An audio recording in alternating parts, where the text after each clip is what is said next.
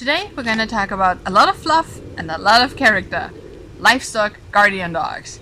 Especially in the last few years, Livestock Guardian Dogs have become more and more often family pets.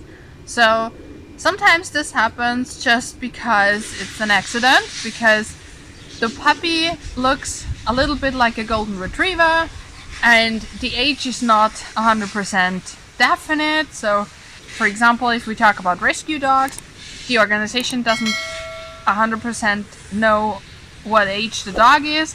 It looks like a golden retriever and it's adopted as a golden retriever. Turns out to be a livestock guardian dog. Happens more often than you would think.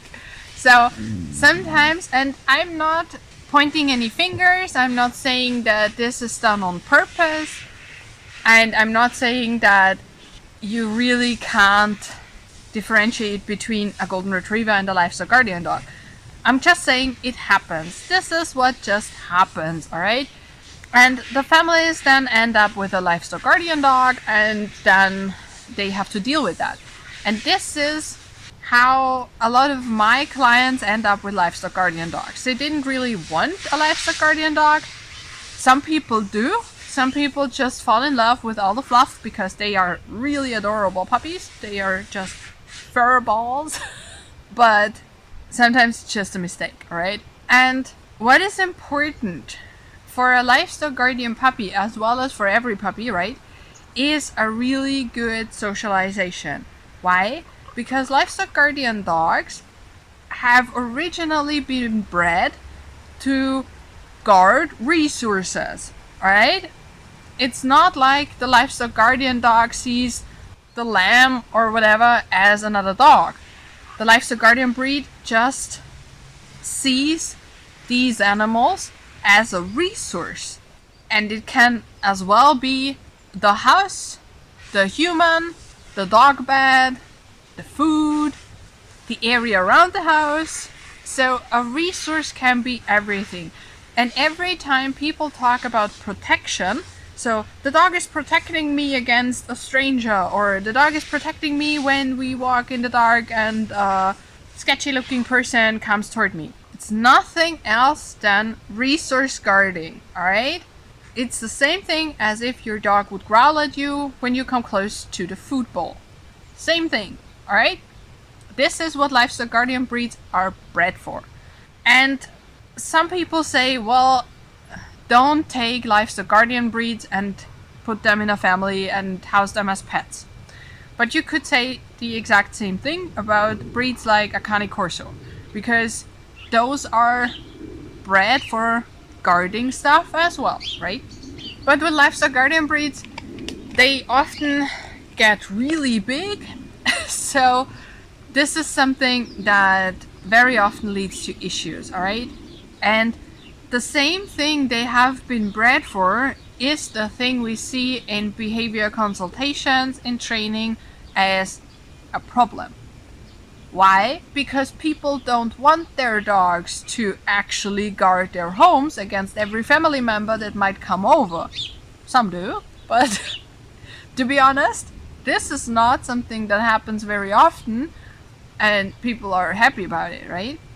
Same thing when the dogs become very, very cautious in their own territory. So the area around the house, and it can be very different how big that area is for every dog. And some dogs start guarding this area. So every neighbor dog, every neighbor person, sometimes cars, are an issue for the dogs.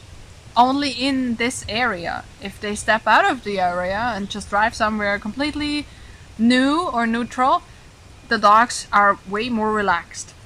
Why? Because they are tense and they are not sure that there isn't something bad happening. So for a puppy, it would be really important to learn that strangers coming to the home are actually a good thing. Cars outside, dogs outside, people outside are actually a good thing and an advantage for you. This is the important part. It has to be an advantage and positive for the dog, right? So for example, whenever we are outside with a puppy and the puppy sees another dog, we give a treat. Something like that, alright? But very often people don't get the dogs as puppies, or they don't realize how important this is until they are fully grown or in adolescence, right? So what the dogs then need, if we see issues already, the same thing. Resource guarding always comes from a little bit of fear.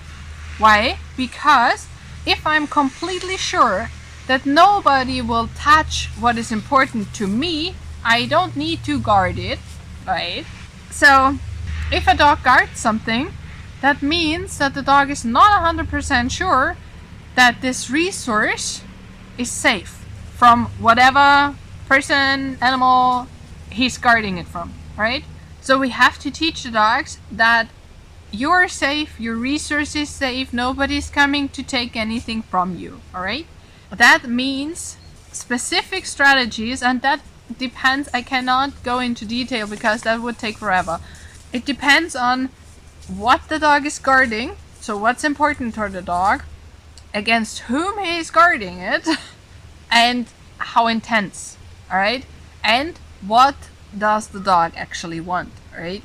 So if you see your dog growling whenever you come closer to the food bowl, you can just add something amazing and your dog will learn, oh, if she comes closer, she doesn't take anything from me, but I get something in addition. That's actually a good thing. Alright, for strangers coming into the house, this is a little bit more difficult and a little bit more complex, but it's the same thing. And we also need management. So we need to make sure that our dogs are safe and everybody involved is safe as well. That can mean training a muzzle. It can mean installing baby gates or closing doors or putting on a leash or whatever. There are a wide variety of management techniques we can use. It's not enough because every management fails at some point. So we also need training. And for the training, we really need to make the dog feel better in a situation, feel more safe with whatever stranger there is, and use rewards that are actually rewarding for our dogs. Livestock Guardian Dogs are often dogs who assess very intensely if something is actually rewarding for them or not. There are other dogs who do that, but in livestock guardian breeds it's pretty common. So they will not just work because you tell them. They want to have something out of it. And it's the same thing with every animal, but some animals can just be scared into doing whatever is asked of them. They are afraid of the consequences and that's why they oblige.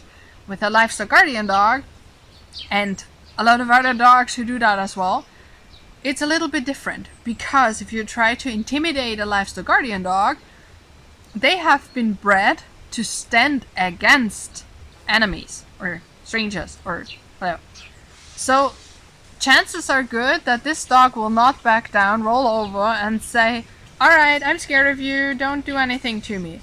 They are more likely to stand up against whoever is trying to scare them. And this is when things become really dangerous. So you don't need corrections or punishment in any training for any dog. But for these dogs especially, they are sensitive, but they will think twice about backing down. What they do like though is to really assess a situation. They really like to take their time, watch something carefully to figure out if this is something dangerous or not. So for example, a lot of livestock guardian dogs feel better if they can watch another dog in the distance and assess if that dog is dangerous or not. This can be a great reward. It can also be a problem. So it always depends on how the dog is reacting then.